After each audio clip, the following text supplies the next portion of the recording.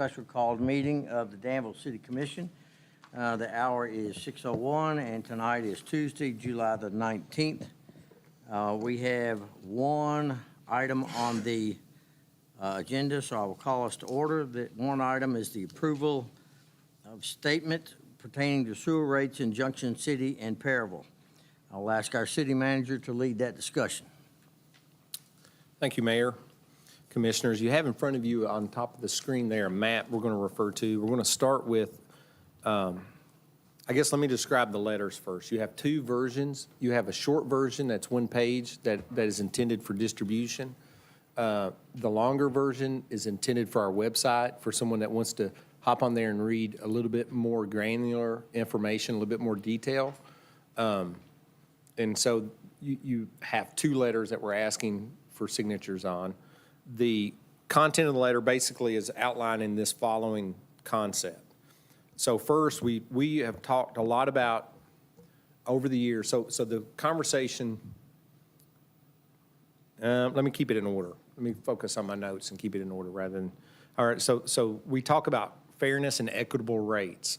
And it is, what that means is you are to pay for the cost to provide the service, and it is not considered equitable to ask customers to pay expenses for which they receive no material benefit, right? And so what we mean by that is I want to refer to this map, and this map is the creation of the city of Danville. This is referred to as our 201 map. Danville is responsible for the planning of municipal wastewater collection and treatment systems. So what that means is we have to outline for the Division of Water our boundaries where we're providing sewer treatment, right? Now, not necessarily everything, specifically sewer treatment. In that 201 plan, as it's referred, we need to plan that with the emphasis on implementability, environmental soundness, and cost effectiveness. And our planning life is a 20-year window. So what we go on the record with and have the Division of Water approve is a plan that projects for the next 20 years where we see sewer collection being extended and when, and how we intend to treat that sewage, right? And so on the this is the Danville end on the right, which is your bigger area, and the black dotted line is the actual boundary that's approved as our facilities plan boundary. So that means theoretically, anything that goes on in that footprint, in that black boundary, we have to analyze and make a determination on how that's to be handled from a sewage treatment perspective. Our 201 plan details how we projected that to be handled, AKA the Danville Wastewater Treatment Plant, which is why you are now expanding it and making room for expansion on that system, because the wastewater plant must be sized to treat all flow inside of that footprint based on 10 state design standards and all these things. So what I'd like to point out, though, is a couple of things. This plan is required to be approved with an actual KAR, an administrative regulation by the state. That means that's essentially for us, that's an operating law. Okay, and once we do that, we cannot send plans into Frankfort and get them approved. They don't kind of mirror what's in the plan. That's what the state uses when they approve our expansions and things like that as time passes. So this is actually becomes a document that the state follows that we've mutually agreed to, right? Now, the black boundaries are the 201 boundaries. With these boundaries, I want to point out that you can easily see the distinction between service areas. Junction Cities is a little less obvious. I want to point to Perryville's. This is Perryville's 201 boundary. This is all the area in Boyle County that will be served in the next 20 years from the wastewater plant in Perryville, that boundary. This is the Danville Wastewater Treatment Plant boundary. The people that are in this boundary are to bear the cost of that treatment expense. The people that are in this boundary bear the cost of that treatment expense. It is very easy to see there's no connectivity and no possibility of connectivity between these two.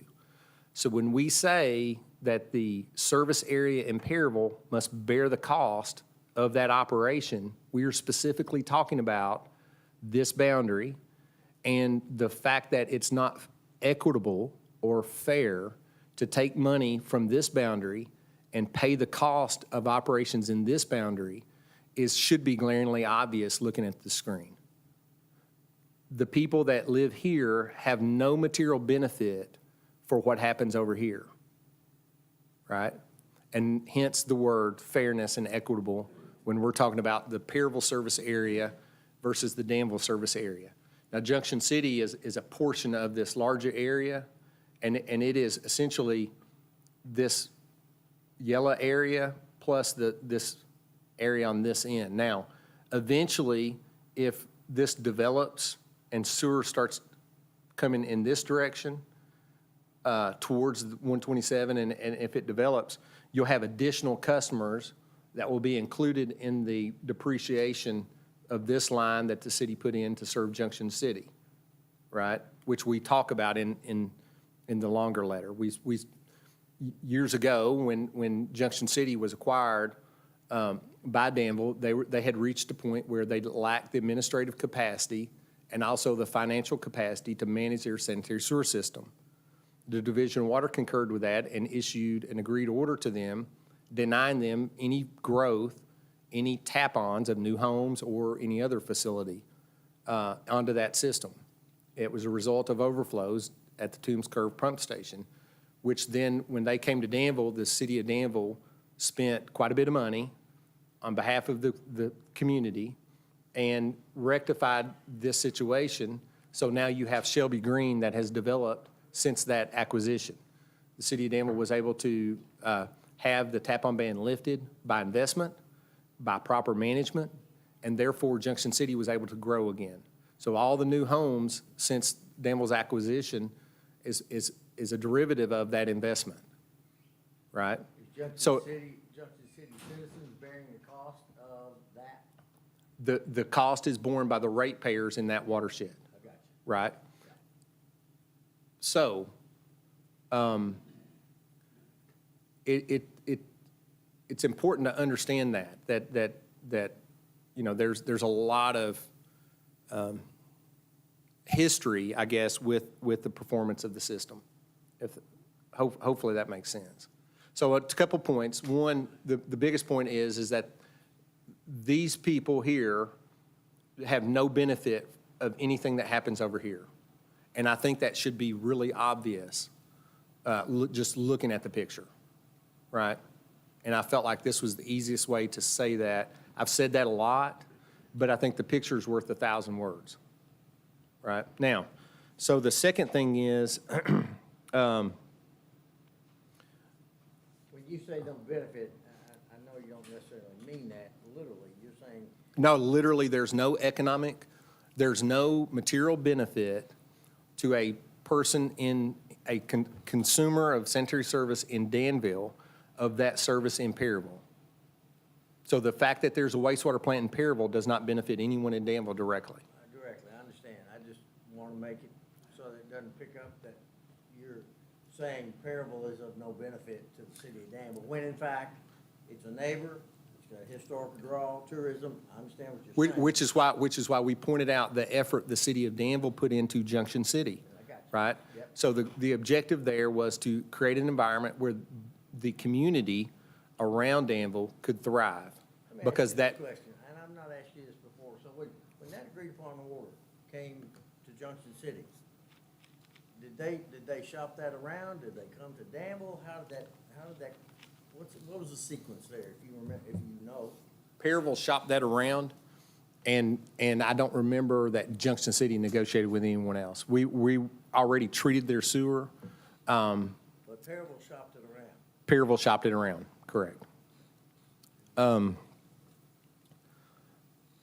So then, utility bills.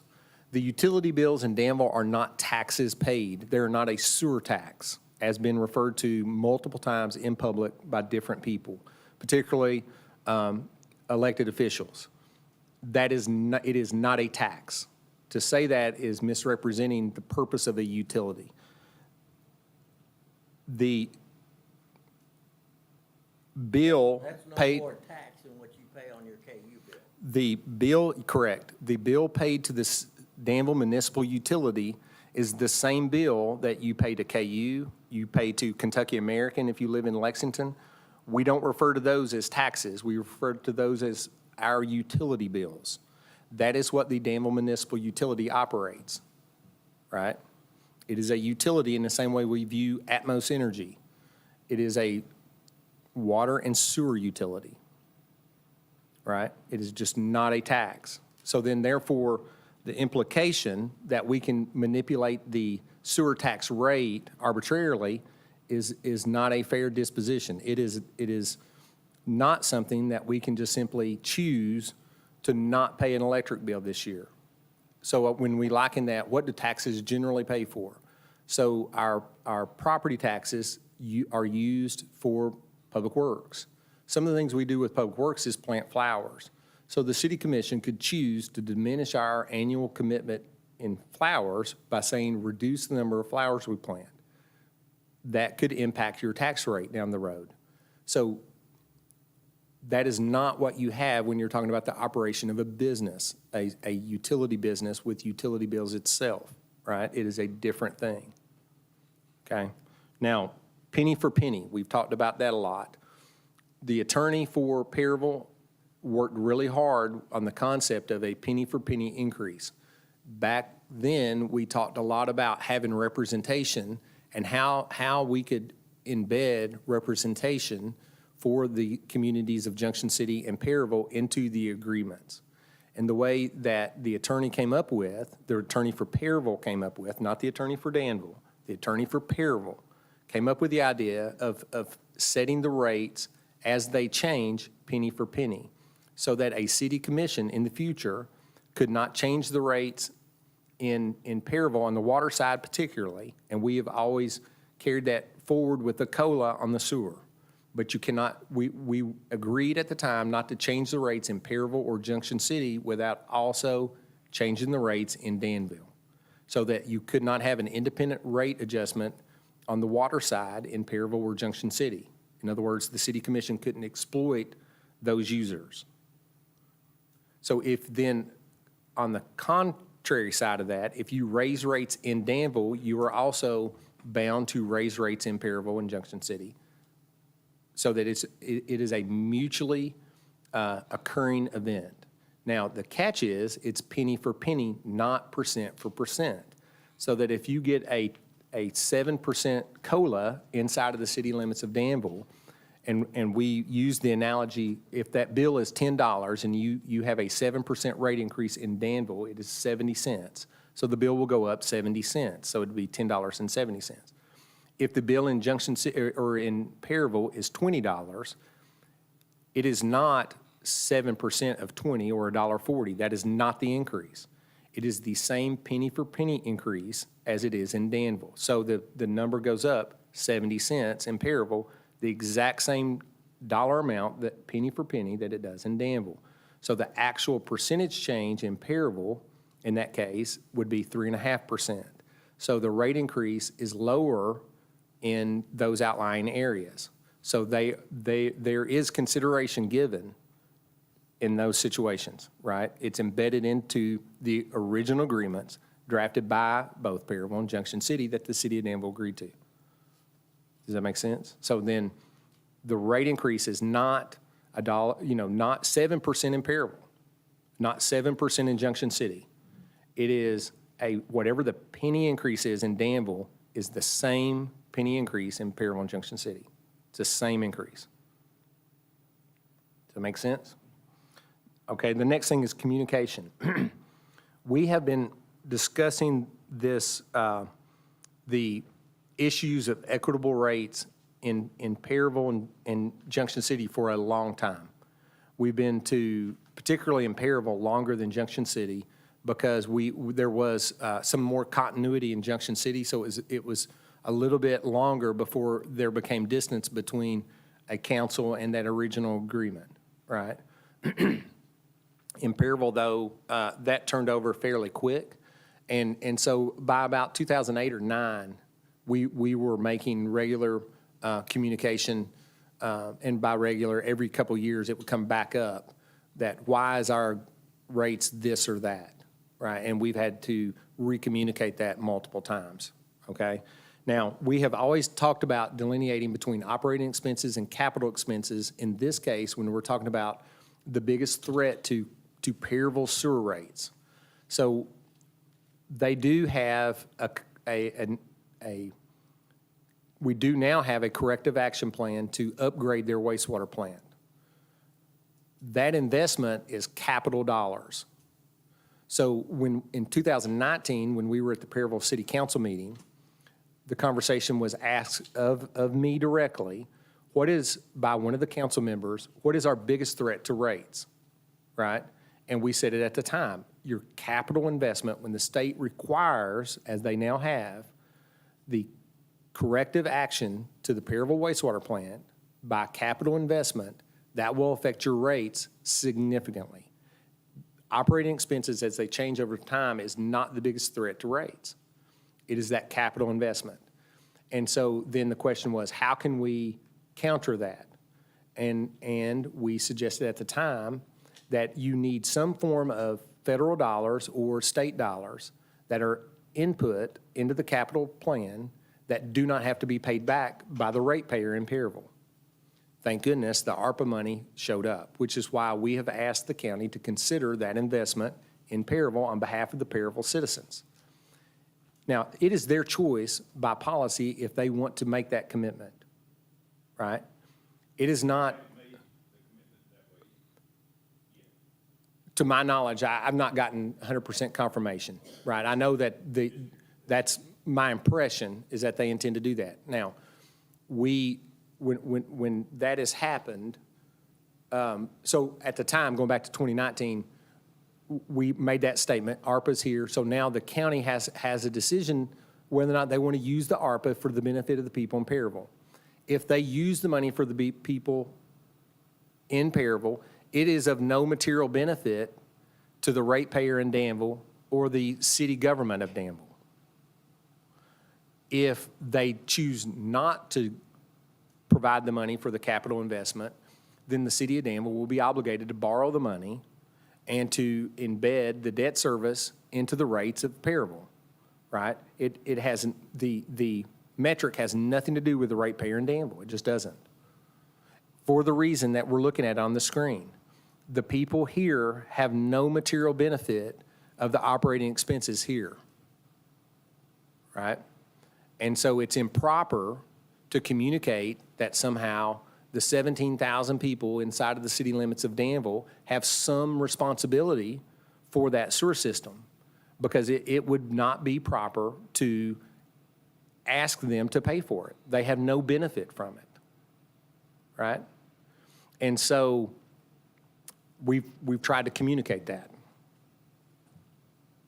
effectively. When we've talked about the use of ARPA money, we have always talked about the capital dollars. Operating is always something different. The capital investment is the biggest threat to rates. So then the agreement that we proposed with the county related to the use of the ARPA money spells out in section 3, the second, I want to say the second bullet point, section 3, it clearly says that if we invest the capital dollars programmed for the corrective action plan, we would not foresee capital investment needed in Perryville for the foreseeable future, 15 to 20 years, till pumps start to break, which is a significant improvement for that utility down there. And it is an extremely wise use of funds, which is why we've encouraged the county to make that investment. And so in the end, Danville is has a regional utility presence where we have endeavored to treat everyone fairly over time. What is not proper and what I will not do is stand here and say that the 17,000 people that live in the city somehow should bear the cost of those county residents outside of the corporate boundaries of Danville just because they've chosen to live inside of the corporate boundaries of Danville. They are county residents the same as those that live in Parksville Water District, as those that live in the Lake Village watershed in the northern part of the county. They are the same county residents and deserve the same representation as those in Perryville or Junction City or other parts of the county, as I live in, right? And so that's kind of the place where the city finds itself in trying to respond to these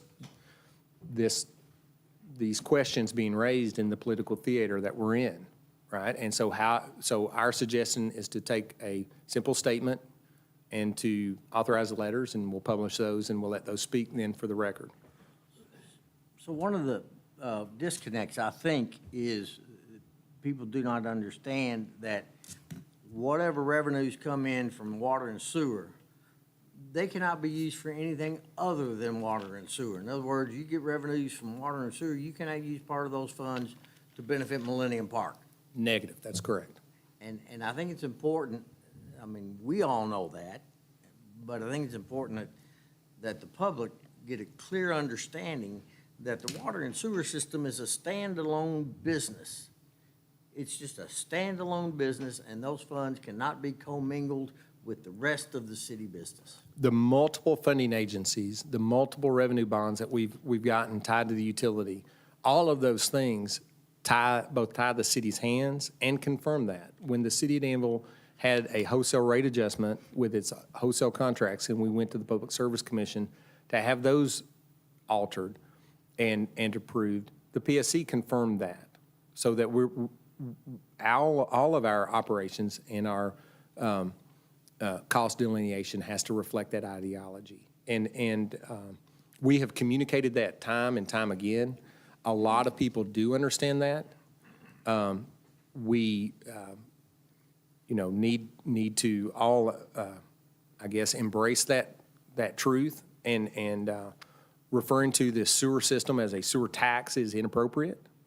It is uneducated, and it is creating a image of this system that is inaccurate, and there's no other way to say it. That's as truthful as you can put it. Well, as you say, it's no more tax than paying your utility bill to KU or whomever, or Atmos Energy. It's no more tax than that is. Correct. It's the same thing. It's a usage. You're using Atmos Energy for gas. You pay Atmos Energy for gas. It is a service you're purchasing. Now, the benefit is we have local ownership of the water system, which is why our rates here are half of Kentucky Americans. And we are in a very strong position from the utility perspective on water and sewer, and it has put us for a long time in a very economic competitive position compared to other areas around us. Wasn't Kentucky American one of the bidders on Perryville back when? They were part of the negotiation, from what I recall, yes. Who else was in that? Do you remember? No, Lake Village was, I'm aware. Springfield? No, I don't think so. Okay. So, if I can take that one further, why did they chose Danville, obviously, because Danville was the highest bidder. No, there was no bidding. It was based on capacity and management operation scenario. The Kentucky Infrastructure Authority was given money by I think it funneled through the Division of Water to do the analysis, because Kentucky infrastructure money was at risk. And so the KIA then conducted, using an engineering firm, I want to say HMB, to do an analysis on which was the most financial and responsible solution to resolving the issues in Perryville. And they recommended out of that report Danville, which is why the agreement then went towards Danville. Earl, why don't you explain for the record, you've probably already done this, the ARPA money that if the county decides to send it to the city for Perryville's water district benefit, explain to the public how that benefits the citizens of Perryville. So by investing in the capital dollars, that means that those improvements will occur without the city needing to borrow the money to make those improvements. If we borrow the money, that debt service will be embedded in additional sewer rates that will have to be inflated to cover that debt. So in essence, it really saves the citizens of Perryville by having to pay that debt. That is exactly correct. And that's where the real savings is gonna come about for the Perryville citizens, from not having to do It is preventing the rate increase that is imminent for capital. for capital investment, yeah. That's where, yeah, a lot of the confusion, I think. Right. Are you ready for a motion? It's up to you all.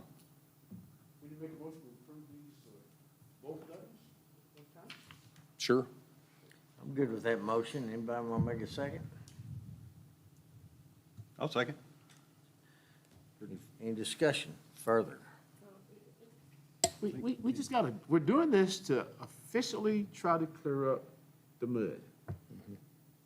And I tell folks, if you got an issue with the city of Danville, don't use social media. Come see the city manager, the mayor, the commissioners. I just can't respond to social media outbursts, complaints, questions, or whatever. There was just so much misinformation. Yes. And just, Yes, we needed to do this. yes.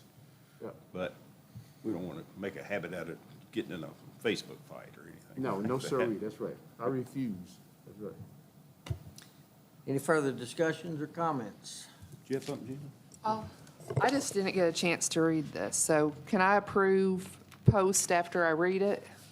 Or is it just what you said earlier? I mean, it sounds real good. Pretty much. It's, I would say it's pretty much everything we're all saying. Yeah. I don't think I've said anything that's not in the letters, that I didn't include. I didn't add additional commentary that wasn't in the letters. And what was the long one versus the The short long one is intended for the website, just to Okay. leave up there and to be, for someone who wants to spend additional time reading, the first letter is meant for distribution, Okay. And where are you distributing it? whoever needs it, Okay. yeah.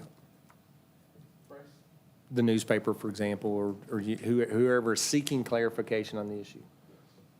And I think the other point, just to beat it in the ground, is the penny for penny concept.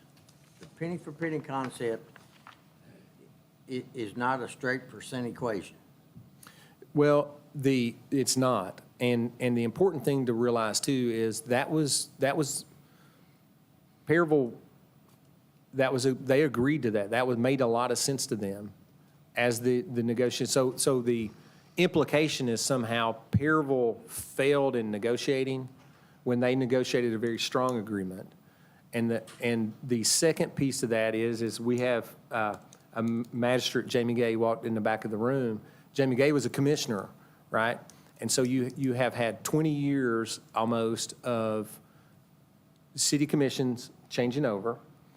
Commissioner Holland, this is near the end of her first term. The mayor, you're at the end of your 8th year. We have had 4 mayors, maybe, 1, 2, 3, 4.